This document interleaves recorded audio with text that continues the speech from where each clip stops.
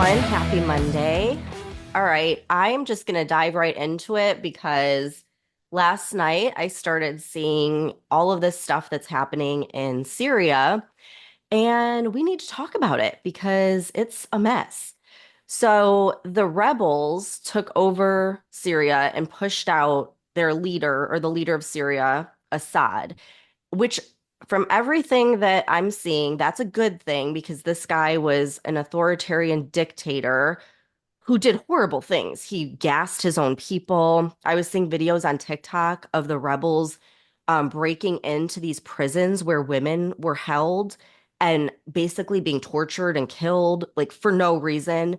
So it was a horrible regime. The rebels took over, and I see Trump's post, and it was a very lengthy post, but at the end he says, quote, "Syria is a mess, but is not our friend, and the United States should have nothing to do with it. This is not our fight. Let it play out. Do not get involved." And I personally agree with that. I like when you look at every country we've gotten involved in the Middle East, we've made it worse. So I was like, Yep. yes, do not get involved. Literally have that thought. The next thing I see is a video of Biden giving a statement saying that, well, we did get involved because we did dozens of airstrikes inside Syria directed at ISIS. And this, of course, I saw the video on TikTok. Every single comment, Tara, every single one of them was like, Biden's trying to start World War III. Like, why is he doing this? He's causing mass chaos before Trump gets in. He's inserting himself in a place we shouldn't be. And like, why are we doing this? Why do we always have to say like, oh, America's going to come to the rescue? We don't come to the rescue. We always make situations worse. And you can see that by looking at any country in the Middle East that we've ended up in. So that's my take on it. I mean, what do you think? It's funny you mentioned that because I was trying to explain this to someone over the weekend. Mhm. Someone here in Europe who, the general consensus is America is like the center of democracy and what other countries look to for, the epitome of what a democracy is supposed to be. And I was explaining, like, no, we're the ones that start all of these wars in other countries and we overthrow governments, and our military industrial complex is responsible for like tragedies around the world, right? And it was just a very interesting conversation because she was surprised by a lot of what I was saying. And at the same time, she did comment that yes, a lot of people are starting to notice that America is not the savior that it pretends to be. So, It's this more whole like the thing with bully, Syria, right? yeah, exactly. And this whole thing with Syria, like, I'll be honest, I don't know a lot about the background. I know that, like, the Assad family was the one that's been ruling for the last 50 years, and this is a really big deal. But I don't know a lot of the background on this. I did read that like Russia's also involved. I guess they've been supporting Assad's regime and they have like their military bases there. But like I honestly don't know what this fall of Syria means, the fall of Assad. What does that mean for Yeah. the Well, rest I of guess the Assad is like hiding out in Russia. Like they're giving him, what do you call Hmm. it? Like a sanction. Asylum? Yes, asylum. Thank you. I'm like sanctuary. But in Trump's like long post about it, he basically said how this is making Russia look weak because Russia couldn't even help Syria because they're so expended, with Ukraine. And so he was basically saying now would be a great time for Putin to make some peace talks with us. So he's like going to leverage this, I think, to try to get Putin to the table, which is good. But like I remember my whole life, my mom would always talk about this. She'd be like, we do not need to butt our noses in other countries' business because, like, Right. she saw this and I never really understood it fully until I looked at photos. And you can see this all the time on TikTok, photos of like Iraq, for example, in like the 70s and Iran in the 70s and stuff compared to now. It's so sad. It's like these places were normal. They were like progressive, like they had technology and like women were like just like they are here, and just to see what happened. And it's like, yes, there were other things at play, but the one thing they all have in common is America got involved and it never turns out okay. Look at Afghanistan. We got involved and great, now the Taliban is running things again. So it's like maybe we should Right. just stay out of it and mind our own business. So Yeah, I and just then had to we rant do get about that. involved. No, you're right though, because like when we do get involved, the classic example is what's going on right now in Ukraine. I mean, Mhm. Zelensky is obviously a puppet put in place by the United States and our military industrial complex. And look at the shit show that's been going on there for 3 years. And speaking of which, like Trump, I think I mentioned on Friday, he was going to be in France this weekend for the reopening of the Notre Dame. And he met with Zelensky and with Macron. And like side note, I don't know if you saw this, but he sat next to Jill Biden. And it looked like they had this friendly conversation. And I've been seeing people on social media posting all of these like totally wild comments and saying things like, oh, yeah, she definitely voted for Trump. And there's all these like funny memes out there. And I'm going to imagine you've seen a lot of this on TikTok. Oh my God. Yeah, it is so funny because she was like, I'm serious, like giving him googly eyes. Like she Yeah. just looked like she was so infatuated with him. And I saw this meme and it was like, find someone that looks at you the way that Jill Biden looks at Trump. And I was just like dying. I'm like, she's just like in awe of him.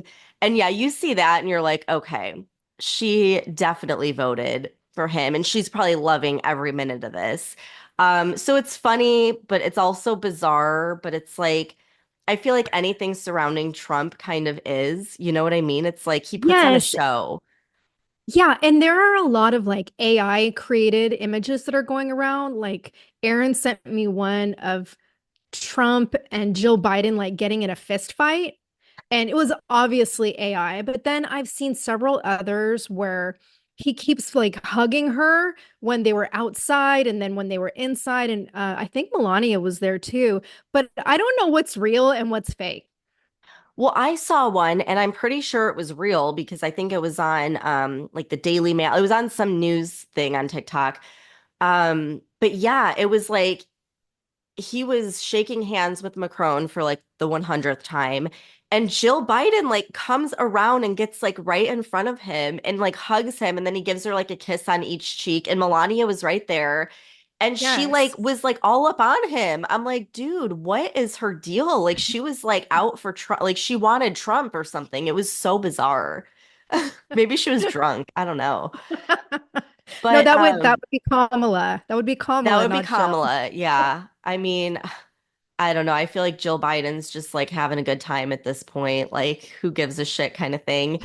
But okay, the thing, and this is gonna make me sound like so, I don't know, old, I guess.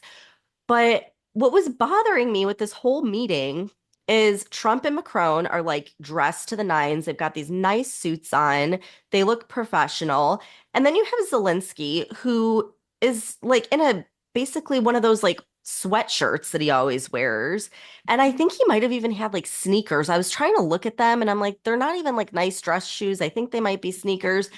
And I get like that's his look, but I'm just thinking, okay, if you're the guy who is asking for billions of dollars and you're on the world stage with these other leaders who are dressed very nice and professional, for me, it's just like a respect thing. Like you show up in a pullover shirt and not a suit. I mean, is that just me? Or like, I know he thinks he's so cool, but to me, that's like so disrespectful. No, because I felt the same thing. Like, remember when Fetterman kept showing up to Congress in like sweatsuits? And it's like, yeah, that's cool if you like wearing your sweatsuits, but there is a time and place. And when you're in an official meeting in Congress, that's not the time or place. Yeah. Just like when you're on the world stage meeting with other world leaders, that's not the time and place for a sweatsuit. So I guess we're both old fashioned. I don't know. It just like bothered me. Maybe from all like the business courses I took where they're like you always want to like match the interviewer or like the feel of the room. And I saw that and I'm like, he is like begging for money and he's gonna show up like that. It just like blew my mind. Yeah, the whole thing kind of blew my mind because talk about an ass kissing ceremony, right? So Macron gave Trump like the full on red carpet treatment. And I mean, literally, like there was a red carpet ceremony when Trump arrived. He was given a full guard of honor, which is something that's only reserved for the sitting US president. Macron like went on about how it was such an honor to have him there and talked about he remembered when Trump was president the first time, how he stood in solidarity with France and took immediate action. And he's so happy to have Trump back again. And like there was a lot of tension between them during Trump's administration. So like it's all a fucking show, right? And then you mentioned Trump and Macron shaking hands, and there are these great videos going on right now. And like you can see in one of them, like Trump's SUV pulls up, he gets out, Trump walks over, Macron's like not in camera view. Trump walks over, already has his hand extended for the shake, grabs Macron, shakes his hand like firm, and he pulls him in and he keeps his grip on him while he gives him a hug.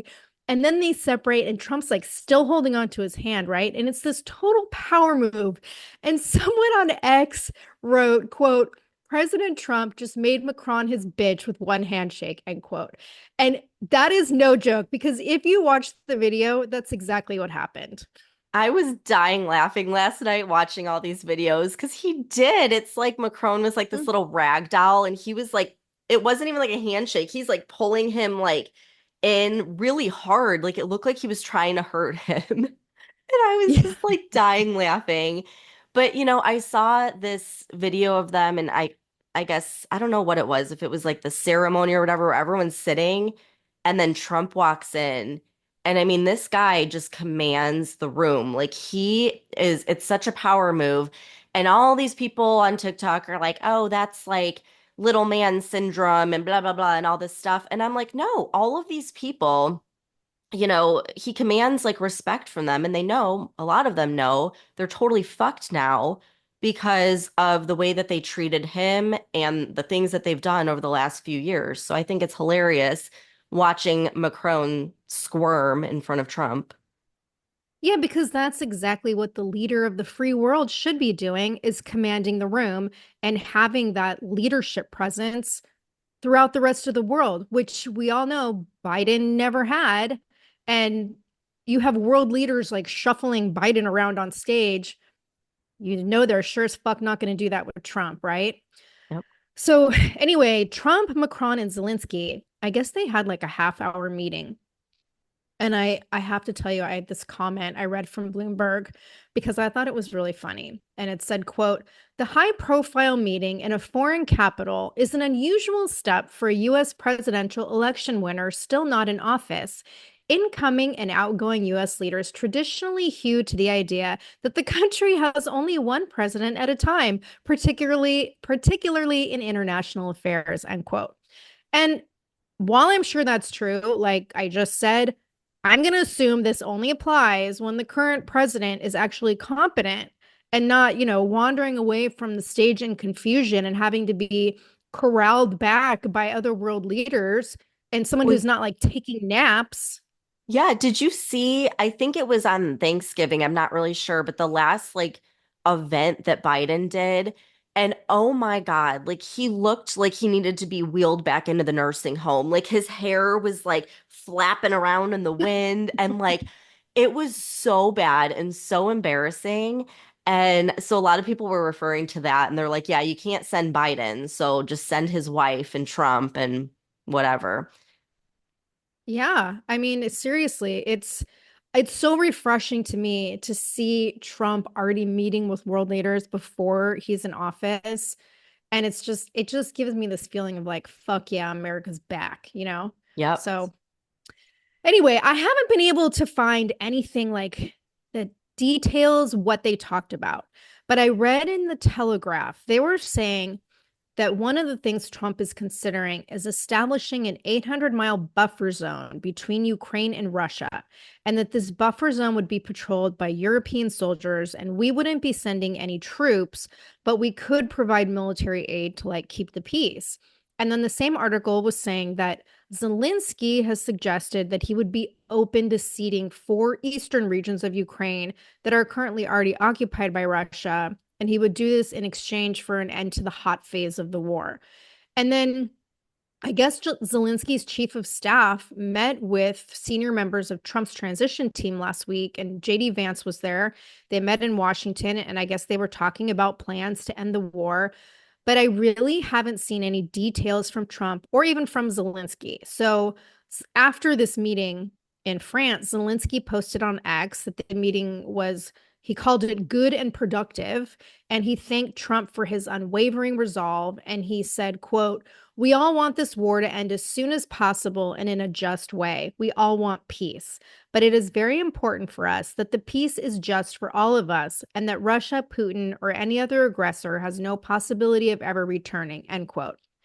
And then Trump went on True Social yesterday and he posted and said, quote, "Zelensky and Ukraine would like to make a deal and stop the madness. There should be an immediate ceasefire and negotiations should begin. Too many lives are being needlessly wasted, too many families destroyed, and if it keeps going, it can turn into something much bigger and far worse," end quote. And then he did an interview yesterday with NBC's Meet the Press. And he was talking about how he's actively trying to end the war. So they asked, like, if he's spoken with Putin. And like, we know he has already, right? Like, we talked about that last week. They've talked. And his response to Meet the Press was to say, he basically said, like, I don't want to say anything about it right now because he doesn't want to do anything that could impede the negotiation. So obviously, he is working to put an end toward the war.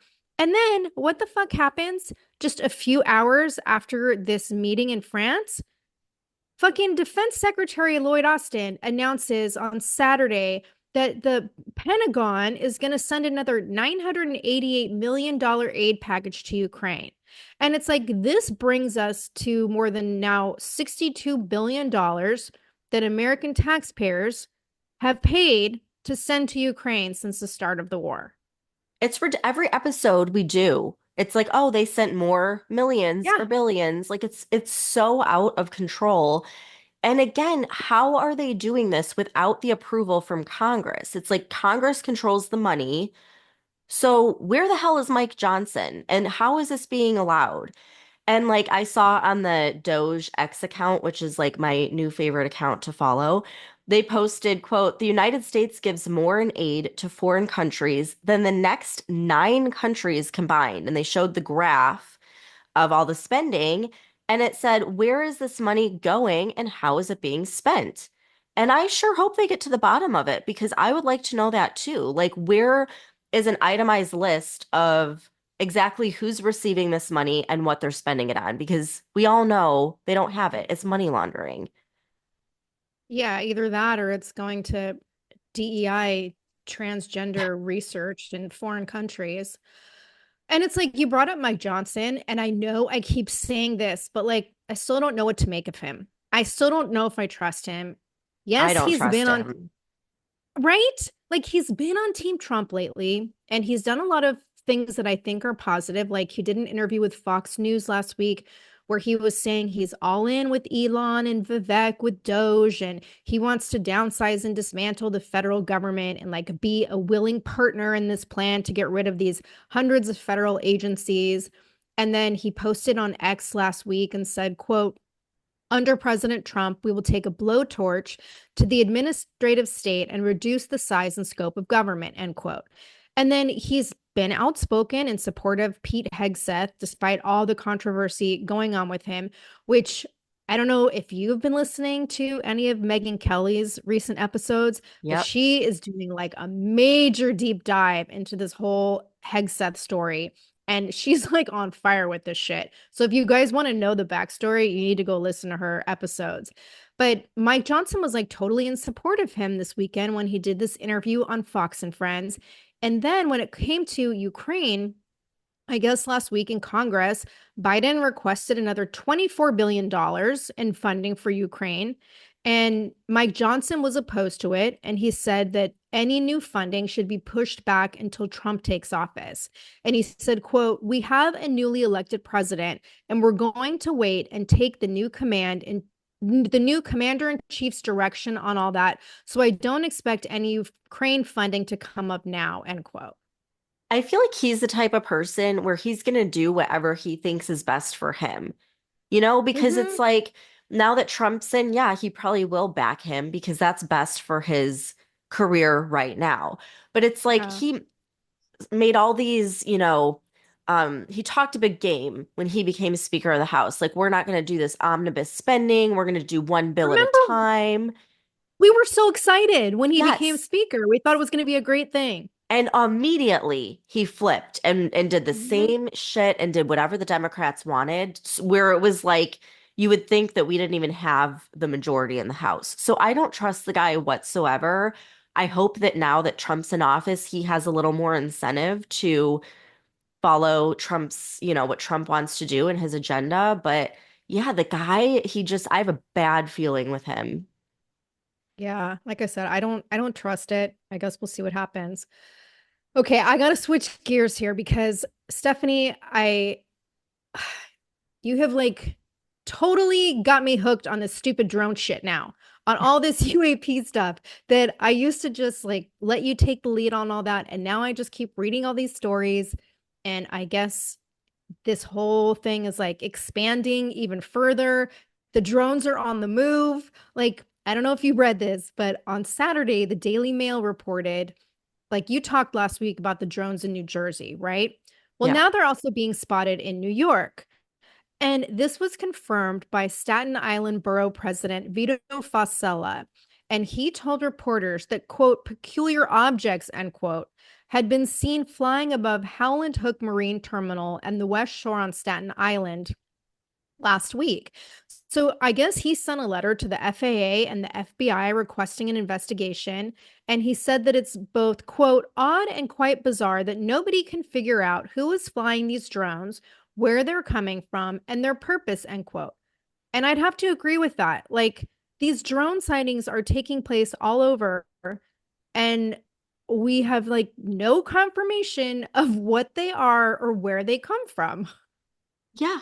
And why are they not shooting them down at this point? You know what I mean? It's like, oh, let's just let them, kind of like the weather balloon. Let's just let them spy on all of our military sites and see what happens. So it's like something's not adding up. Like, why is the US military letting this happen for weeks now? I mean, this is like Right. nonstop. We're seeing more and more of them. I see videos every day, new videos on TikTok. I just don't understand like why they're not doing anything. And finally, the Pentagon gave a press conference where they're acknowledging the quote unquote drones. And they're basically saying, well, we're developing a plan, but it's classified, so we can't really talk about it. So like no answer as usual, because everything is classified. But like Right. it was the weirdest thing because they just seemed like they were caught off guard. And it's like, this is the Pentagon. And they're just now discussing a plan when this has been happening for weeks. It happened last year as well. Mhm. Then they said they're going to consult with subject matter experts. This is the Pentagon, the place that, Shouldn't that be the Pentagon? yes, exactly. It's like this is the place that couldn't account for trillions of dollars. It's a place with thousands of subject matter experts. They have an entire new department called Arrow to focus on this very thing, but they're going to consult with outside subject matter experts. Like, I don't buy it one bit. And the whole time I was listening, I was thinking, this is exactly what they would say if this truly was Project Bluebeam and they're trying to stoke fear and uncertainty, or maybe the Pentagon is just trying to like get more funding approved. So they're going to act like, oh, we don't know what's going on. We have to bring in all these subject matter experts, which means we're going to need more funding.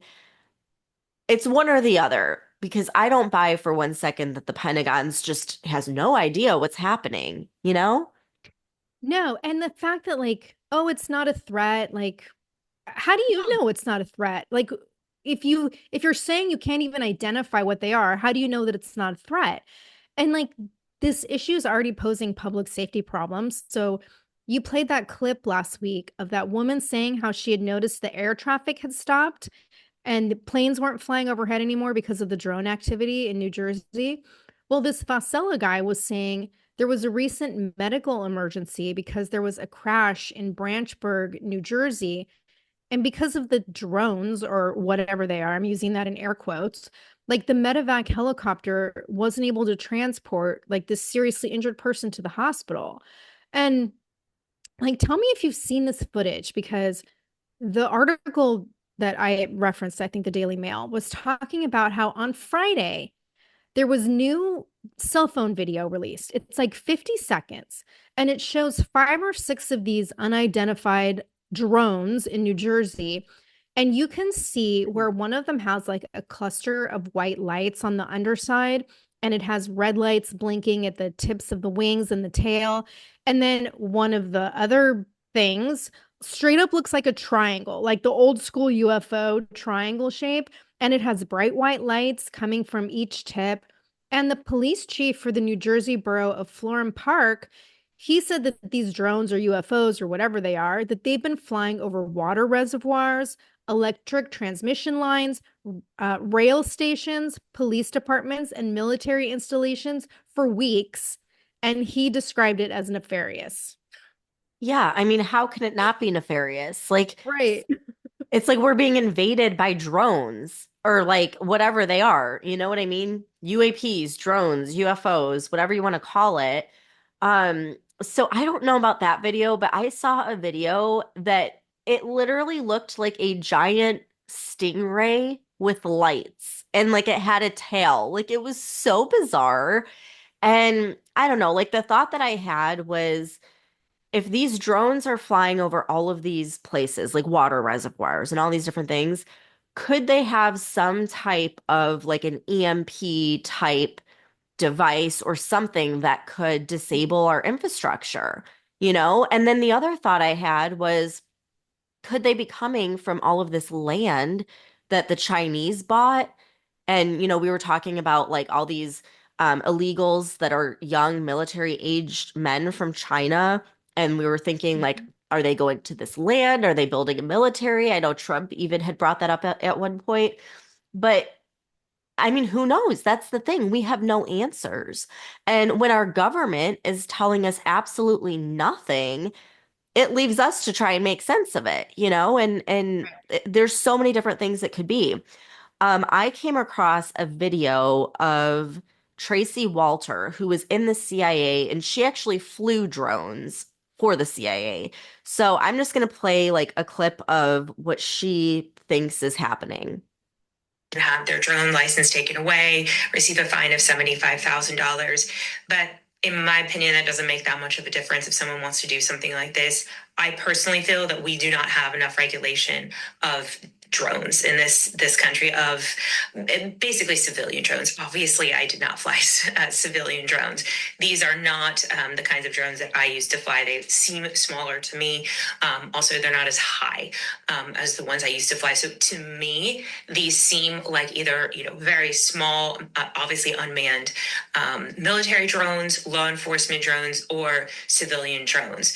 But really, the regulation against these is almost non-existent. Quite frankly, a fine, revoking your drone license, I mean, that's going to be really hard to track. But this obviously infringes on people's privacy. Quite frankly, if you are hovering over their home, their backyard, people do have a certain right to privacy in their own homes, and you can't be doing that. And so, I don't know.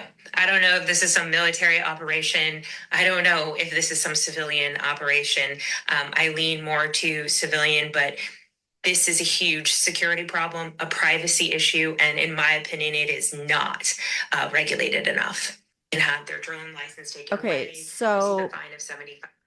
I hate this new phone. It just keeps going.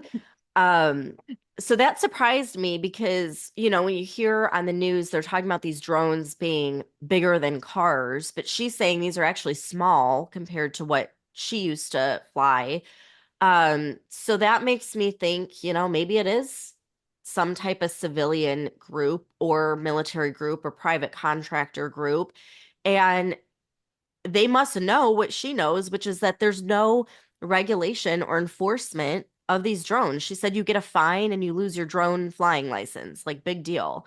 So that makes me think like there's definitely something going on, but like the question is who is it? Is it an adversary that has access in the within the United States, or is it our own military? I don't know. Right. And what's a drone and what's a UAP, right? Because the Yeah. terms are being used interchangeably all the time. And there was a new report. This was crazy. A new report of UAP sightings by commercial pilots in Texas. Okay. I saw this article in an aviation publication called Simple Flying. It came out yesterday, and it was saying that on November 30th, American Airlines and Spirit Airlines flight crews, they like observed this strange phenomenon over the Dallas Fort Worth International Airport. So two separate airlines, right? They both communicated it to air traffic control. And the pilots said they were tracking these like super bright and quick moving unidentified objects that were flying above their aircraft. And they were like much higher than the plane's cruising altitude, which was like 34,000 feet. So the American Airlines pilot, he told air traffic control, he said, quote, "We're following these two lights that are up above us that are kind of jogging back and forth left and right for the past like half hour," end quote. And then the Spirit Airlines crew reported that they observed whatever these phenomenon were for like 1 to 2 hours in the northwest area of the airport. And they described it as like shifting drastically from very bright to extremely dim and moving very quickly about 100 miles out in space. And they didn't move in relation to each other, and they seemed to operate independently. So here's the weird part to me. Stephanie, these drones or UFOs or UAPs or whatever they are, they didn't show up on the DFW, Dallas Fort Worth Airport air traffic control radar. So they checked with the US Air Force to see if there was any activity because there's two nearby military operations areas. One is the 138th Fighter Group, and then the Arkansas Air National Guard's 188th Fighter Wing. And neither one of these had aircraft in the sky, like they confirmed it. And then whatever these objects were could also be seen from the ground, because I saw a video from a TikTok user who posted showing these bright lights in the sky, like they're driving on the highway, and you can see how like one light is above the others and the others are clearly planes, and then there's this other light that's like tracking them, and it totally corroborated the accounts from the pilots. So like what the fuck are these things? Right? I know. And in the UAP hearing, that's what I forget which guy was saying this, but he said right now, like with Arrow, for example, all they have is what the military has reported. He's like, this doesn't Mhm. account for civilians and for pilots, because apparently pilots see this stuff all the time, but they have no protocol for who to report it to, where to log it, anything. So it's just interesting. And so when you mentioned this, it made me think I saw this video that they said it was in New Jersey where, you're seeing these drones, and there was one of these drones with like the three red lights, and there was an orb, kind of like what I saw in that video that I sent you. And the drone goes and like interacts with this orb and almost immediately like darts off, like it got spooked, and it darts off really fast. And it's like, what was that? Like, it's just so weird. It's like unlike anything we've ever seen before. It's very bizarre. And again, it's like when the government isn't giving us any answers, it leads us to think all sorts of things. But maybe that's the point, because again, if this were Project Bluebeam, you would want mass confusion as well. So I don't know. I don't know what to think. Yeah, and anytime our government says that they don't know what's going on and they have to consult the experts, like Yeah. that's bullshit. It's total Usually means bullshit, they're the ones, right? doing whatever it is. Yeah, exactly. So I don't know. I guess we'll see what comes up next because, like I said, now you've got me totally fascinated with all this stuff. But here's something else that, you know, how we like to try to end on a positive note. And I saw that this week or in the next coming weeks, the FDA is supposed to decide whether or not they're going to ban certain food dyes. And that includes red dye number 3. And this is the dye that's derived from petroleum that's like in thousands of different candies and snacks and cereals and beverages that Americans eat regularly.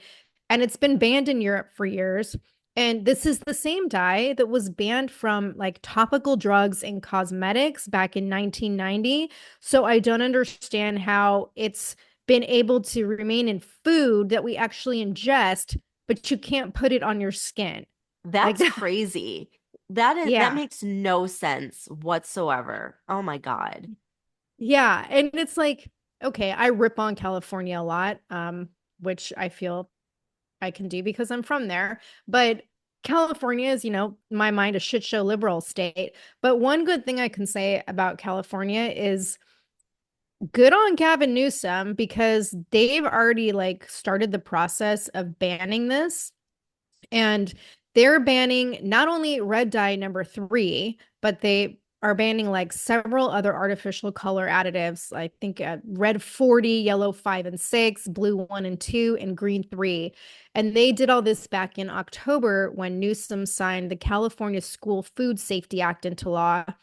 And the reason they did this is because there's all this evidence that's come out about how these artificial dyes and color additives are being linked to developmental and behavioral problems in children. So, not to mention, they reportedly cause cancer, and even the FDA has admitted this, although they say not in small doses, which again makes no sense.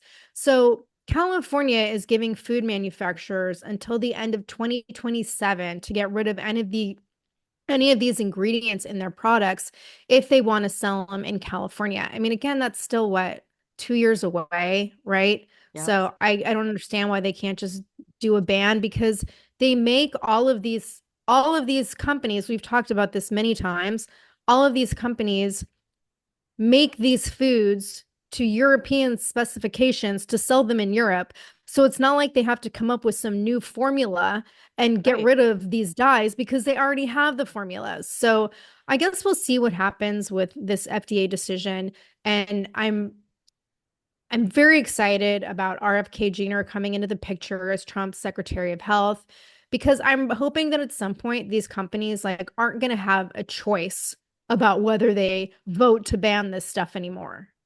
Yeah, I think if anything gets banned, it won't be until the Trump administration is in Yeah. full gear. Because this is the same FDA that just said a month ago that red dyes are perfectly safe when the whole Kellogg's boycott was taking place. And I mean, to say that, it's so talk about nefarious. It's like it's not safe, but you're gonna go ahead and put that out there and double down on it. Meanwhile, Kellogg's was like the biggest funder of the FDA. So like they're all in bed together. And I think when RFK Jr.'s in there, he'll be able to crack down on that. So will Doge if he gets in. It's like people are saying the Senate Right. might not approve it, which would be crazy, but I mean, you never know. But it'll be interesting too, because all these people like Newsom and California and all these moms that are against red dyes, will they still be against red dyes when RFK says we should get rid of them? Because I have been seeing this Mhm. trend on Instagram where these different people who are not even political whatsoever, they're like health experts and just various people like that. And they'll post something positive like this, like RFK, get rid of red dyes. And the comments will just be attacking them and RFK. And then there will be people commenting like, you're literally attacking someone for wanting our children's food to be healthier. But it's like that's Yeah. the thing. These people with Trump derangement syndrome, it's like they will go against their best interests just because it's coming from the Trump administration. So it'll be interesting to see like that aspect of it as well. And if like the Democrats push back just because it's Trump. Yeah, I keep forgetting that all of Trump's picks still have to be confirmed. I know. Well, and that's what Megyn Kelly was talking about with this whole Pete Hegseth thing, because it's like, all right, they already got rid of Matt Gaetz. If they do this with Pete Hegseth, it's like Mhm. setting this trend. They're going to do the same thing with RFK. Like they need to like stand firm with who these picks are and call out the Republicans that are not Well, approving it. yeah, and in the interview that she did with him last week, he was saying that like Trump is like doubled down on him and is sticking with him. Although then like Trump also met with DeSantis as a possibility for that spot if Hegseth doesn't work out. But I don't know. There's still the whole, what was it called? It's not executive action, but it's where he can kind of overrule what Congress decides and chooses people anyway. Like all the Yeah. presidents have done that. Well, I'm thinking whoever doesn't like Pete Hegseth, they sure as hell don't like DeSantis. So I Oh think yeah. he met with him to be like, you don't approve him, I will bring in him, and you really Yeah. don't want him. So like I hope that's the game plan because I think it's just getting ridiculous. It's like I don't ever remember this happening in any previous administrations where there was this much pushback on cabinet No. picks. So it's just a No, and little, again, like maybe because I wasn't paying attention to politics back then, but I don't recall it either. And it's like that's the focus of everything is like how they can destroy Trump's cabinet's picks. But at the same time, like to be fair, we kind of did the same thing when it came to Kamala choosing Walls. And like, yeah. the right went after him for his history. So I think that's just part of the game of politics, period. Well, yeah, and I think go after him, in the media or whatever, but to not let him have in his cabinet who he wants, to not like confirm Mhm. that position, Yeah. is ridiculous. Like, okay, you did it once, you shouldn't be able to do that with every single one of his picks. It's like it's Yeah. ridiculous. So I don't know. But okay, well, a lot happening in the world. It's like, man, every time a day goes by, it's like so many different events are happening. So we'll be back here on Wednesday to keep you posted with everything going on. And have a great week. Thanks for tuning in.